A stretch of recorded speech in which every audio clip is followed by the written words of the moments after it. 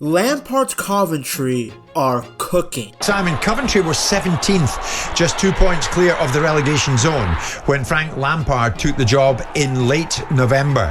What's Frank done? Plenty. And now they're in with a real chance of promotion to the promised land, to the Premier League.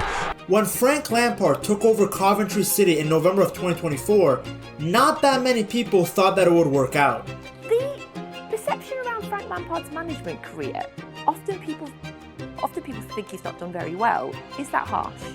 Yeah, I think it is harsh. Listen, it's difficult jobs. When he went into Chelsea, I think, as Sam said, when you're hot, you have to go in and manage that. That opportunity might not come again.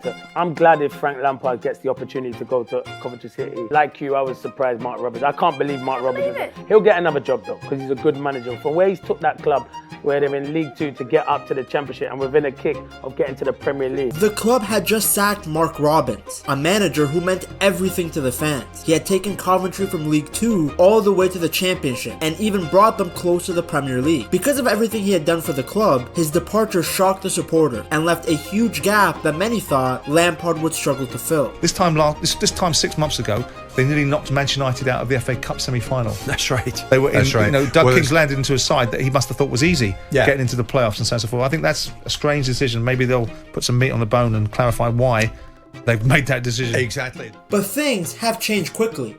Fast forward to now, and Coventry look to be on their way to the Premier League. Under Lampard, the Sky Blues have completely taken off, turning what once looked like a risky appointment into one of the most exciting stories in the Championship.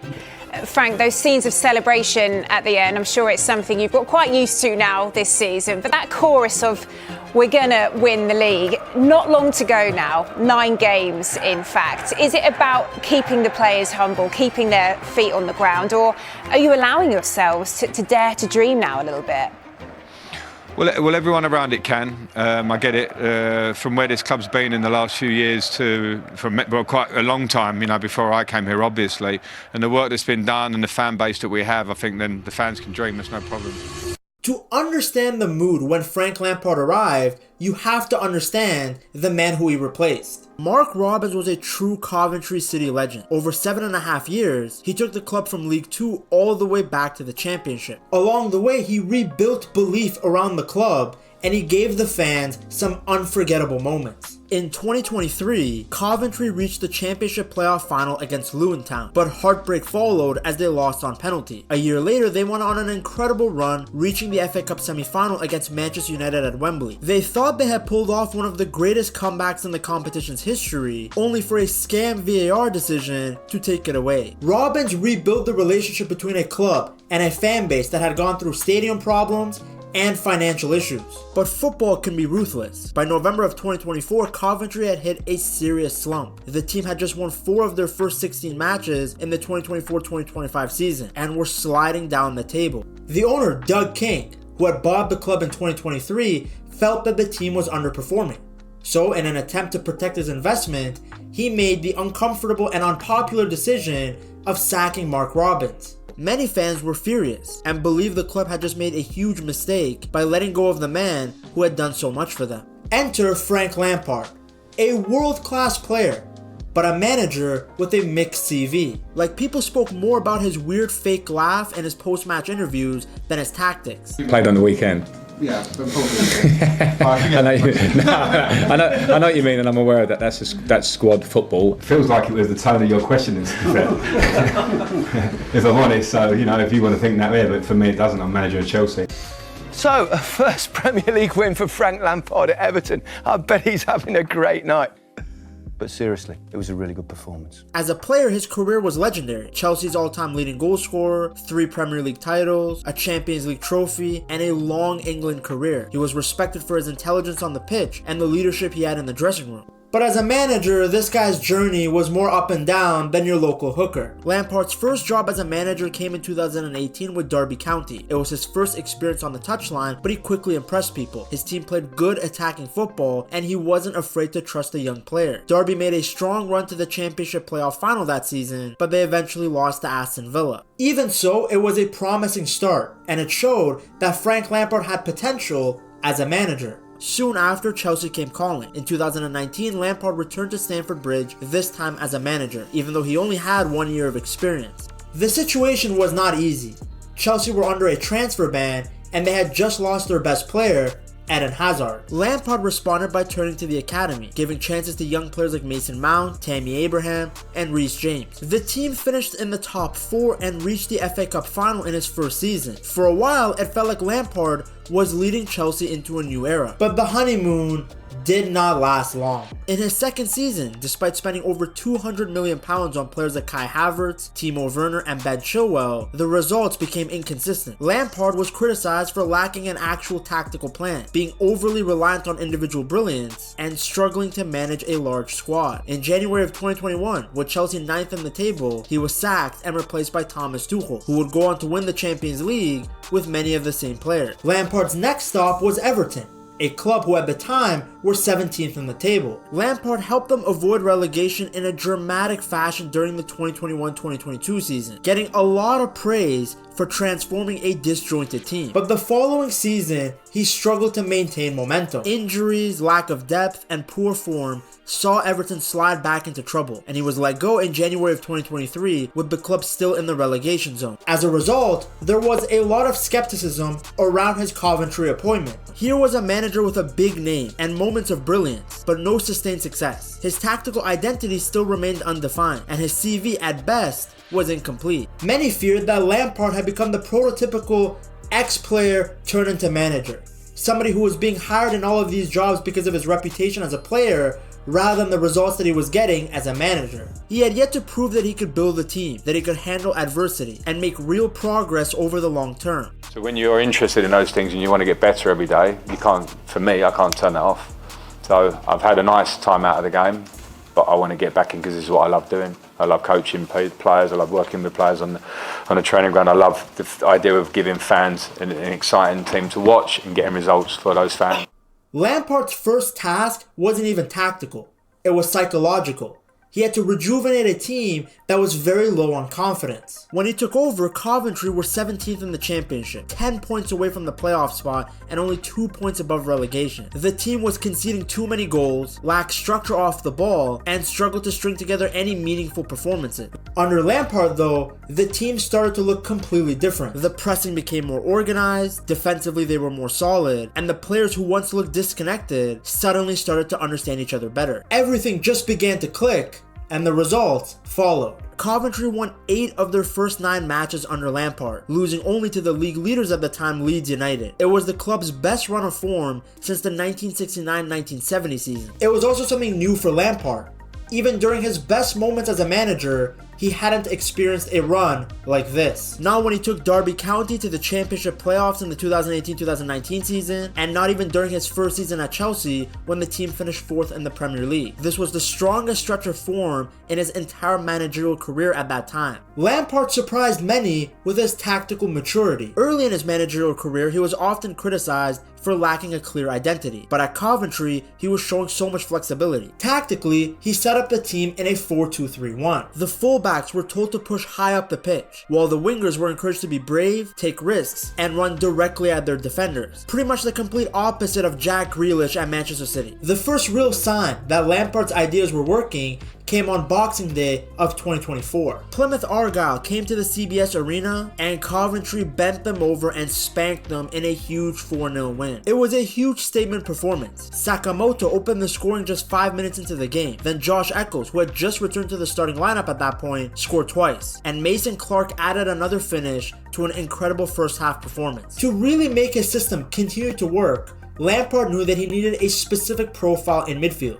Someone who could control the tempo of the match, protect the defense, and allow the fullbacks to push high. So in the January 2025 transfer window, Coventry made an important move. They signed 29-year-old Matt Grimes from Swansea City for about €6.2 million on a 3.5-year deal. Grimes was exactly the type of player Lampard wanted. He had more than 400 professional appearances and was one of the most experienced midfielders in the championship. With Grimes anchoring the midfield, Coventry looked like a completely different team. Between mid-January and mid-March of 2025, they went on an incredible run. They won 9 out of 10 league matches, which was their best run in 55 years. Just a few months earlier, they had been worried about relegation. Now they were one of the most dangerous teams in the championship. By the end of the 2024-2025 season, Coventry finished 5th with 69 points, securing a spot in the championship playoffs. Their reward was a semi-final against Sunderland, but this is where their dream hit a wall. The first leg took place at home on May 9th of 2025. Coventry fought hard and Jack Rudoni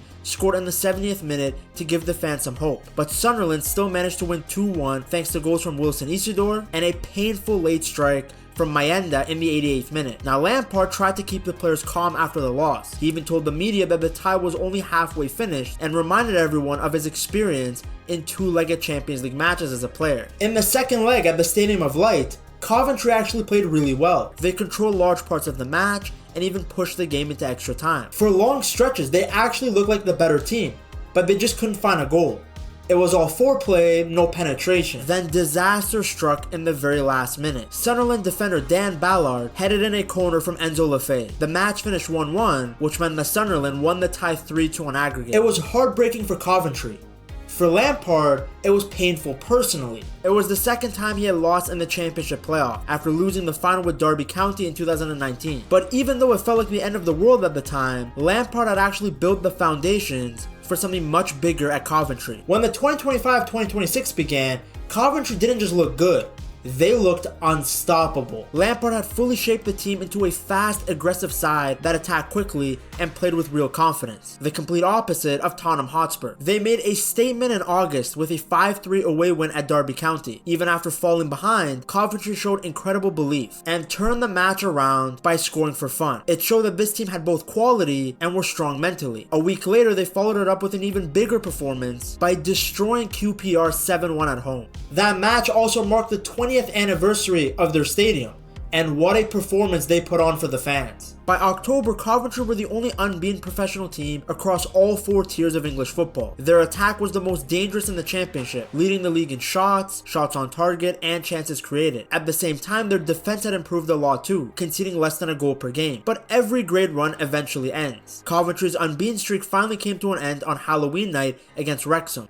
It was a reminder that the championship is one of the toughest leagues in football, where even the teams at the top, the most dominant teams, can get punished at any point. As winter arrived, Coventry hit their first real difficult stretch under Lampard. The long championship season started to catch up with them. You had Jack Rudoni, who picked up a calf injury and missed about 2 months, while defenders like Milan Van Ewijk, Jay De Silva, and Bobby Thomas were suspended at different times. Without their full lineup, the team started to struggle. Coventry lost 3-0 away to Ipswich. Then Ipswich beat them again 2-0 at the CBS Arena, ending a long home unbeaten run. Then a few days later, they also lost 3-2 to the rivals Birmingham City, meaning they had just won 2 of their last 8 matches. The main problem was the defensive balance. You see, Lampard wants both of his fullbacks to push up high. You know, the complete opposite of Arteta, who tries to bring everybody back behind the ball. The problem with this approach from Lampard, though, is that it leaves the defense exposed because both of your fullbacks might get caught out when they both pushed up.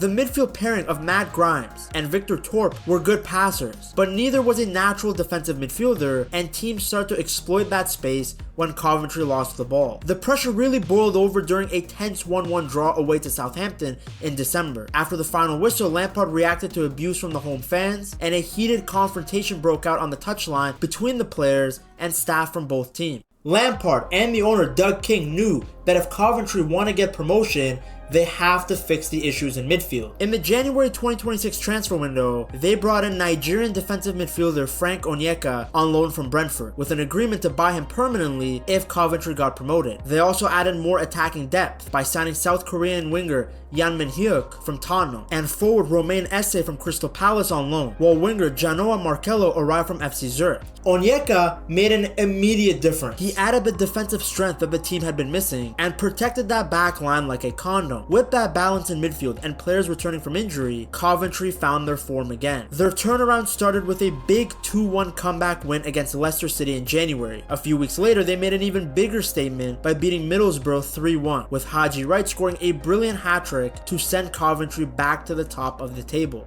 the momentum kept growing and Coventry were flying again. After all the earlier struggles in the winter, Coventry had completely turned things around and were once again looking like one of the strongest teams in the championship. You can't really talk about Coventry's rise and not talk about the players who brought Frank Lampard's ideologies to life on the pitch. The player who's really defined Coventry's 2025-2026 season is the American forward Haji Wright. Wright was leading the championship scoring charts. Defenders really struggled to deal with him. He has the perfect mix of size, pace, and finishing ability. While Wright scored the goals, Matt Grimes controlled the midfield. The midfielder almost never misses a game. He controls the pace of matches, is excellent at breaking lines with his passes, and helps the team calm down during difficult moments. He's a player that Lampard trusts completely. But Coventry's success isn't just about one or two players. They've had goals and creativity come from all over the pitch. Dutch right back Milan van Uyck pushed so far forward that he almost plays like a winger at times. It's no surprise that he leads the team in assists. On the wing, Sakamoto and Mason Clark caused constant problems for defenders, combining for goals and assists throughout the season. When Jack Rudoni was fit, he added so much creativity in the midfield. Brandon Thomas Asante also made a big impact, and so has Ellis Sims, both players having double-digit goals. Then behind everybody, goalkeeper Carl Rushworth has played every single league game, giving the team some consistency and stability at the back. Before Lampard, the team looked like they were just waiting for relegation. Now, they look like a squad that's ready for the Premier League. When Lampard first arrived, many saw it as a risk. A flashy name replacing a steady hand. A massive gamble. Yet now Coventry are playing the best football in decades. Their fans believe again. Their players are reborn. Lampard has made Coventry dream again.